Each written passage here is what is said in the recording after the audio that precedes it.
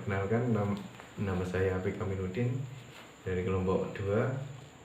Di sini kita akan membahas tentang yang berjudul perkembangan dakwah Nabi Muhammad SAW periode Madinah.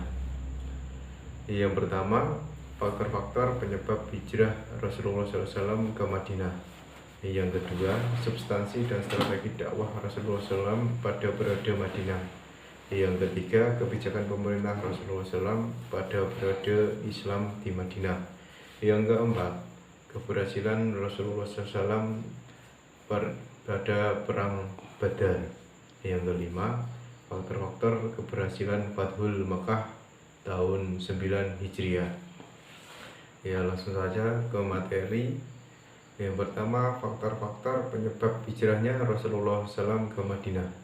Nabi Muhammad SAW tiba di kota Yathrib pada tanggal 16 Rabiul Awal bertepatan dengan 2 Juli 622 Masehi. Di kota Madinah terdapat dua golongan masyarakat dari bangsa yang berbeda, yaitu golongan dari bangsa Yahudi dan yang terdiri Bani Nadir dan Bani Quraidah. Golongan yang kedua berasal dari suku Arab, di antara terkenal adalah suku Aus dan Khazraj.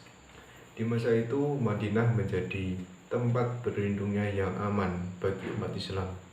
Karena itu kaum muslim mulai berhijrah ke sana. Namun proses hijrahnya kaum muslimin ke Madinah tidaklah semudah yang kita gambarkan.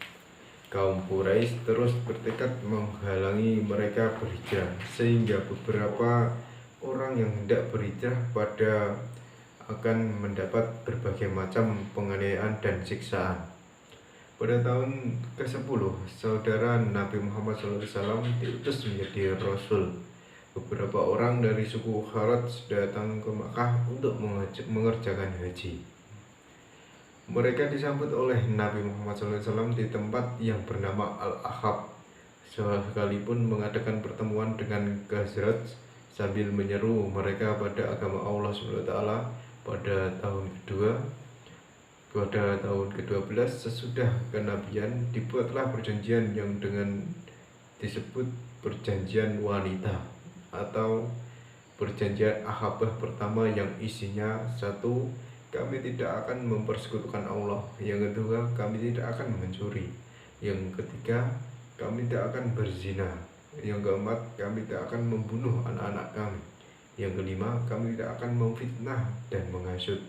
Yang keenam, kami tidak akan mendurhakai Nabi Muhammad SAW. Pada tahun ke-13 masa kenabian, 73 orang dari penduduk Madinah berkunjung ke Mekah untuk menemui Nabi Muhammad SAW dan meminta beliau agar bersedia pindah ke Madinah. Rasulullah SAW setuju. Kemudian dibuat lagi perjanjian Aqabah yang kedua. Isi perjanjian Aqabah itu kedua yaitu bahwa orang-orang Ansor harus berjanji dan membela Rasulullah SAW, mendukung segala dakwah dan menjaga keselamatan Rasulullah SAW dari serangan musuh. Hijrah Rasulullah dan kaum muslimin ini bukan tanpa alasan. Ada faktor yang menjadi pemicu yang melakukan hijrah, yaitu yang pertama, karena adanya siksaan dan tekatan dari kaum kafir Quraisy. Bagi Rasulullah melakukan dakwah secara terbuka, berbagai ancaman mulai diarahkan berbagai beliau dan orang-orang muslim pengikutnya. Oleh karena itu, Rasulullah SAW senantiasa berpikir untuk mencari perlindungan di luar Makkah, sehingga terjadi hijrah kaum muslimin dan Habsah, Taif, kemudian Madinah. Yang kedua, adanya bait dari umat Islam di Madinah. Adanya kekuatan yang akan membantu melindungi dakwah, sehingga ada kemungkinan Rasulullah SAW dapat berdakwah secara luas. Hal itu tertuang dalam perjanjian Aqabah yang kedua, yaitu kaum Yathrib berjanji akan melindungi Rasulullah SAW sebagaimanapun melindungi anak dan istri mereka.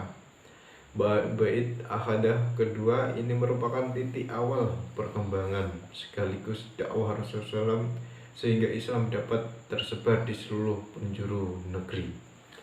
Terima kasih. Saya akan menerangkan tentang Yang kedua yaitu substansi dan strategi dakwah Rasulullah SAW pada periode Madinah. Di Madinah, sebelum kedatangan agama Islam, antara suku Auf dan suku Khazraj selalu terjadi perselisihan, bahkan tidak jarang terjadi pertumpahan darah. Kedatangan Rasulullah SAW memberikan dampak yang sangat positif kepada kedua suku tersebut, sehingga suku banyak yang memeluk agama Islam dan semuanya telah terikat dalam satu keimanan. Walaupun tidak bisa menghilangkan sama sekali sisi fanatisme kesukuan, namun telah tertanam dalam jiwa mereka bahwa semua manusia dalam pandangan Islam adalah sama. Yang membedakan adalah derajat manusia di sisi Allah hanyalah ketakwaannya. Dengan memeluk agama Islam, Nabi Muhammad SAW memberikan penerangan kepada masyarakat Madinah bahwa Islam adalah agama yang menentang diskriminasi dan cinta dalam perdamaian. Terima kasih. Saya di sini akan menjelaskan tentang poin yang ketiga, yaitu tentang kebijakan pemerintahan Rasulullah pada periode Islam di Madinah. Seiring dengan hijrah Nabi Muhammad di Madinah, perkembangan Islam dan peradabannya mengalami kemajuan. Terdapat 5 kesuksesan Nabi Muhammad dalam mengembangkan Islam dan peradabannya di Madinah. Yang pertama, yaitu mempersaudarakan kaum Muhajirin dan kaum Ansor. Nabi Muhammad senantiasa menganjurkan persaudaraan antara kedua sahabat dan melarang semangat kesukuan, sehingga menjadi kokoh dan kuat. Dengan mempersatukan kedua sahabat atas dasar suatu agama, berarti merupakan satu kekuatan yang kokoh. Yang kedua, Nabi Muhammad berhasil mendirikan sebuah masjid, di mana masjid tersebut diberi nama dengan Masjid Nabawi. Tujuan pendirian masjid tersebut adalah sebagai tempat beribadah, sebagai tempat belajar, sebagai pertemuan memecahkan masalah-masalah yang berhubungan dengan masyarakat, dan sebagai tempat untuk membicarakan strategi berdakwah. Yang ketiga, meletakkan dasar-dasar politik dan tatanan sosial masyarakat, di mana dalam peletakan dasar-dasar politik dan tatanan sosial masyarakat, Nabi Muhammad membentuk Piagam Madinah yang bertujuan untuk melindungi hak asasi manusia. Piagam Madinah tersebut terdapat 8 poin. Yang pertama, kaum Yahudi dan Muslimin wajib turut serta dalam peperangan. Yang kedua, kaum Yahudi dari Bani Auf diperlakukan sama seperti kaum Muslimin. Yang ketiga, kaum Yahudi tetap dengan agama Yahudi mereka, begitu pula dengan kaum Muslimin. Yang keempat, semua kaum Yahudi dari semua suku dan kabilah di Madinah diperlakukan sama dengan kaum Yahudi Bani Auf. Yang kelima, kaum Yahudi dan Muslimin harus tolong-menolong dalam memerangi musuh. Yang keenam, kaum Yahudi dan Muslimin harus senantiasa melaksanakan amar ma'ruf nahi munkar. Yang ketujuh, kota Madinah dipertahankan bersama dari serangan pihak luar. Sedangkan Piagam Madinah yang terakhir, yaitu semua penduduk Madinah dijamin keselamatannya kecuali bagi yang berbuat jahat. Yang keempat, Nabi Muhammad menciptakan kesejahteraan umum. Nabi Muhammad selalu menganjurkan kepada pengikutnya untuk bekerja dengan tekun agar meningkatkan taraf hidup yang lebih sejahtera. Contoh dalam bidang sosial, Nabi Muhammad mewajibkan kepada orang kaya agar senantiasa mengeluarkan zakat untuk diberikan kepada fakir miskin, agar kaum muslimin saling menolong dan bantu-membantu. Yang terakhir, mengembangkan pendidikan dan dakwah. Terdapat 3 faktor pendorong berkembangnya pendidikan di zaman Rasulullah. Faktor yang pertama yaitu penyebaran agama Islam membutuhkan orang-orang yang pandai membaca dan pandai menulis, karena ayat-ayat Al-Quran harus ditulis kemudian baru dibaca oleh kaum muslimin. Yang kedua, Islam mengajarkan berbagai ajaran seperti sejarah, hukum, politik, ekonomi, dan sosial kemasyarakatan. Kemudian faktor pendorong yang terakhir yaitu ayat-ayat Al-Quran banyak yang menerangkan keharusan umat manusia. Yahudi dan Muslimin harus senantiasa melaksanakan amar ma'ruf nahi munkar. Yang ketujuh, kota Madinah dipertahankan bersama dari serangan pihak luar. Sedangkan piagam Madinah yang terakhir, yaitu semua penduduk Madinah dijamin keselamatannya kecuali bagi yang berbuat jahat. Yang keempat, Nabi Muhammad menciptakan kesejahteraan umum. Nabi Muhammad selalu menganjurkan kepada pengikutnya untuk bekerja dengan tekun agar meningkatkan taraf hidup yang lebih sejahtera. Contoh dalam bidang sosial, Nabi Muhammad mewajibkan kepada orang kaya agar senantiasa mengeluarkan zakat untuk diberikan kepada fakir miskin, agar kaum muslimin saling menolong dan bantu-membantu.